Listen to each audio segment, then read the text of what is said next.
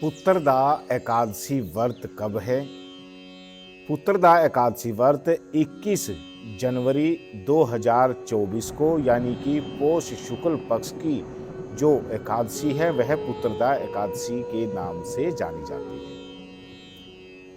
21 जनवरी को रविवार के दिन शाम को 7:27 पर तक एकादशी रहेगी और यह शनिवार के दिन यानी कि 20 जनवरी 2024 को 7:26 से शुरू होगी और 21 जनवरी को शाम को 7:27 तक रहेगी।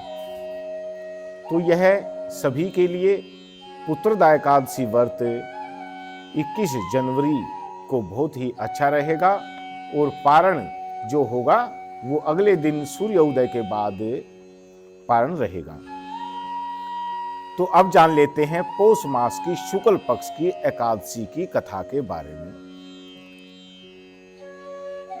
तो धर्मराज युधिष्ठिर ने पूछा कि हे कृष्ण, अब आप पौष माह के व्रत के बारे में समझाइए। इस दिन कौन से देवता का पूजन होता है तथा उनकी क्या विधि है? इस पर श्री कृष्ण बोले कि हे राजन, पौष शुक्ल पक्ष की एकादशी का नाम पुत्रदा एकादशी। इसका पूजन विधि पूर्वक करना चाहिए। इस व्रत में नारायण भगवान की पूजा करनी चाहिए। इसके पुण्य से मनुष्य तपस्वी, विद्वान और लक्ष्मीवान होता है। इसकी मैं एक कथा आपको सुनाता हूं, सो ध्यान पूर्वक सुनिए। भद्रावली नगरी में सुकेतुमान राजा राज्य करता था।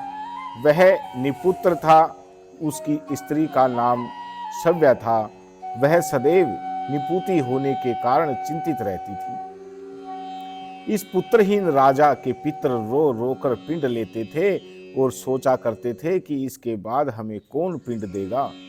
इधर राजा को भी राज्य वैभव से संतोष नहीं होता था। इसका एकमात्र कारण पुत्रहीन होना था और वह विचार करता था कि मेरे मरने पर मुझे कौन पिंड देगा।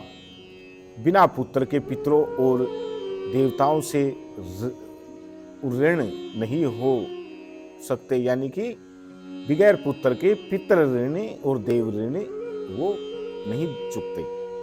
जिस घर में पुत्र न हो वहां सदैव अंधेरा ही रहता है। इसलिए मुझे पुत्र की उत्पत्ति के लिए कुछ ना कुछ प्रयत्न तो करना ही चाहिए। पूर्व जन्म के कर्मों से ही इस जन्म में पुत्र और धन आदि मिलते हैं। इस तरह राजा रात दिन इसी चिंता में लगा रहता था। एक दिन राजा ने अपना शरीर त्याग देने की सोची, परंतु विचार करने लगा कि आत्महत्या करना महापाप है। राजा इस तरह मन में विचार एक कर ही रहा था कि एक दिन छिपकर वन को चल दिया। राजा घोड़े पर सवार होकर वन में पक्षियों और वृक्षों को देखने लगा। हाथी अपने बच्चों और हथनियों के बीच में घूम रहे थे और राजा सोच विचार में लग गया। राजा प्यास के कारण अत्यंत बेचैन होने लगा और पानी की तलाश में आगे बढ़ा। कुछ ही आगे जाने पर उसे एक सरोवर मिला। उस सरोवर के चारों तरफ मुनियों के आश्रम बने थे। उस समय राजा ने दाहिने अंग फड़कने लगे। राजा मन में प्रसन्न होकर सरोवर के किनारे बैठे हुए मुनियों को देखकर घोड़े से उतरा और दंडवत प्रणाम करके उनके सम्मुख बैठ गया।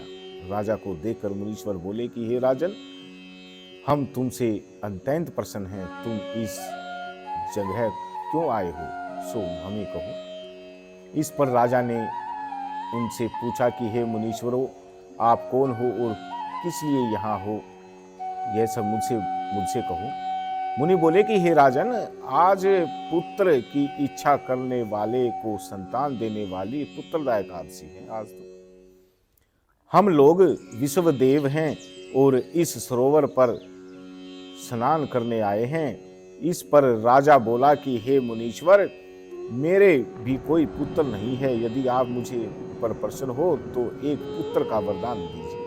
मुनि बोला कि हे राजन, आज पुत्रदा एकादशी है। आप इसका व्रत ही आवश्यक कीजिए। भगवान की कृपा से आपको आवश्यक ही पुत्र प्राप्त होगा। अब मुनि के वचनों के अनुसार राजा ने एकादशी का व्रत किया और द्वादशी को परायण किया और मुनियों को प्रणाम करके अंत में अपने महल को वापस आया।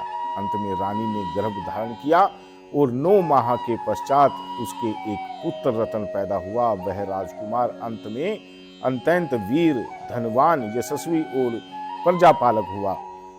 भगवान श्री कृष्ण बोले कि हे राजन, पुत्र प्राप्ति के लिए पुत्रदा एकादशी का व्रत करना चाहिए। जो मनुष्य इसका महात्म श्रवण व पठन करते हैं उनको स्वर्ग की प्राप्ति होती है और पुत्र की प्राप्ति तो होती ही होती है।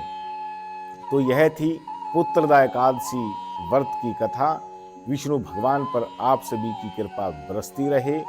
जय श्री कृष्ण।